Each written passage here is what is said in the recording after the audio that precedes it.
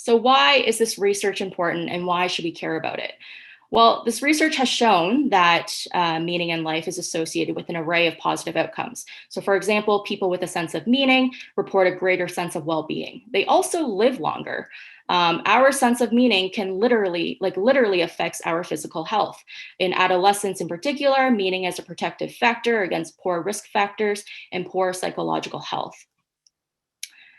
Next, awe may be the key to meaning. It allows people to access and see the bigger picture.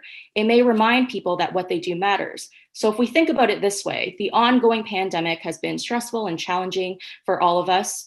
First responders and those working on the front line, especially, may feel that they're carrying the weight of the world on their shoulders because the world relies on them.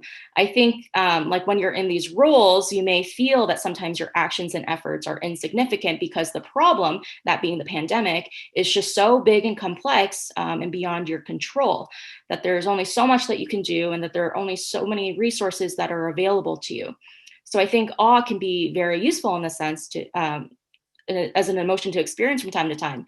It may very well be a way we can cultivate meaning in our lives. It may remind us that what we do does matter.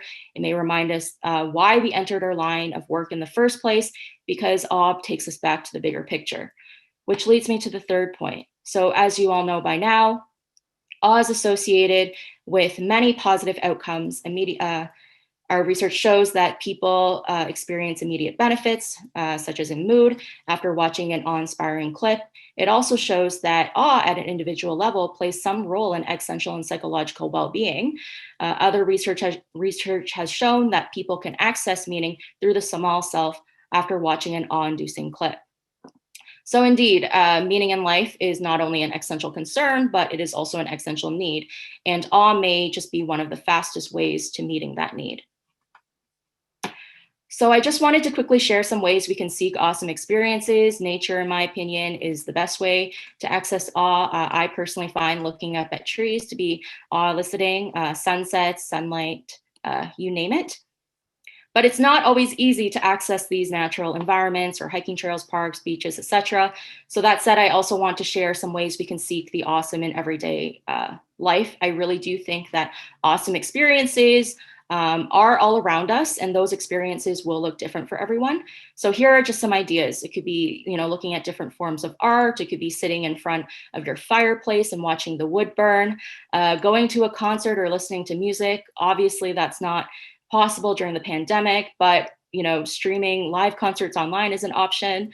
Astronomy is a great way to feel awe. NASA has tons of videos and images that are available to the public.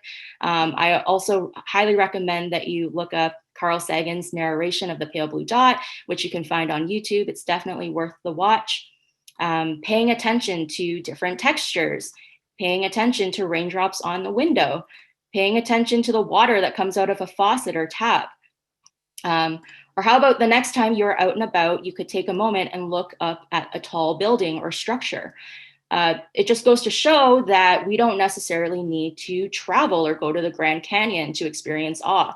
Awe experiences are not so much about where you look, but what you see.